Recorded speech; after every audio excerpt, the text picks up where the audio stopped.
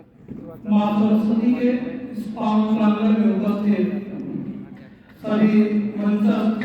श्रेष्ठ श्रेष्ठ जनों को मेरा प्रणाम एवं मेरे प्यारे भाइयों एवं बहनों। विगत वर्षों में अभी तक हमने आप लोगों को बहुत कुछ सिखाया और आपने बहुत कुछ सीखा भी। कुछ त्रुटियां आ गई होंगी, उसे आगे सुधारने का प्रयास करना, और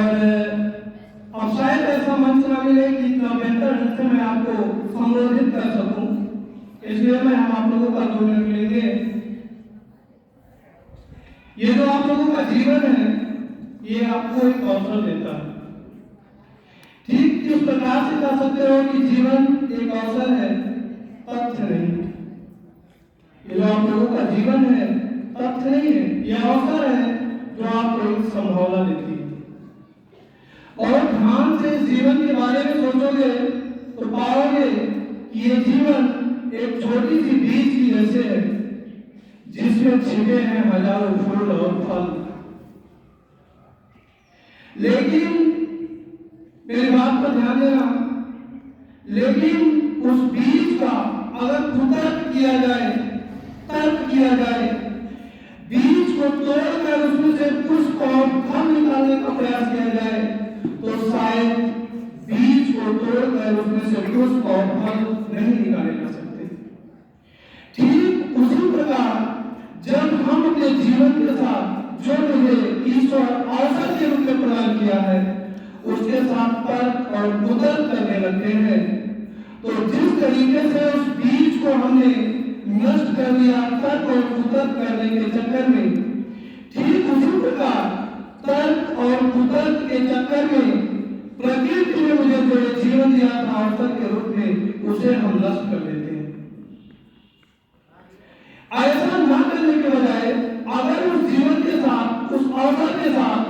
हमने बीज के जैसा व्यवहार किया जाता है, करते जैसे एक किसान जब एक बीज को मिट्टी में डाल देता है, तो मिट्टी उस बीज के ऊपर जो आवरण लगा हुआ है, जिसे मिथ्या, क्रोध, ईर्ष्या, भ्रम हमारे अंदर है, उसको मिट्टी खा जाती है। और जब उसको मिट्टी खा जाती है तो उस बीज से तैयार होते हैं पौधे, और पौधों के सहारे से हजारों सैकड़ों नन्हे मुन्ने पुष्प और फल निकलते हैं।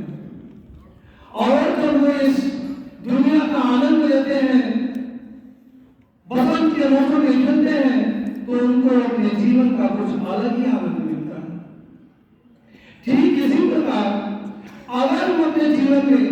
तर्क और कुतर्क करना छोड़कर अपने जीवन को तथ्य न मानकर अपने जीवन को अवसर मान ले और बिना तर्क कुतर्क के हम अपने जीवन को संभावना प्रकट करते हुए अगर अपनी जिंदगी में काम करें,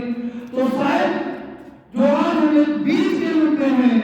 आने वाले